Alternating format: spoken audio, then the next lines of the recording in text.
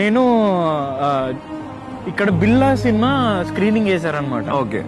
బిల్లా cinema screening చేస్తే నేను వెళ్ళాను చూడటానికి. 2009 లో రిలీజ్ అయిన సినిమా తెలుగులో చేశారు.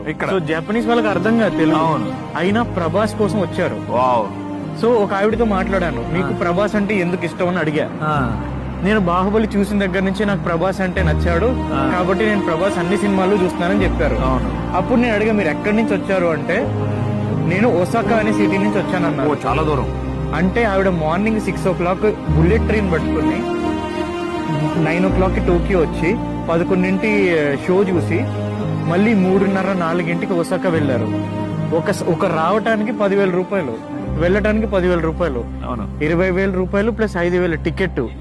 అంటే 45,000 పెట్టి ఒక్క రోజుకి బిల్లా సినిమా చూడటం కోసం వచ్చారనమాట. అట్లా ఉంటది అనమాట. జపనీస్ వాళ్ళు ఒకసారి అభిమానం ఇచ్చారంటే వాళ్ళు వదలరు.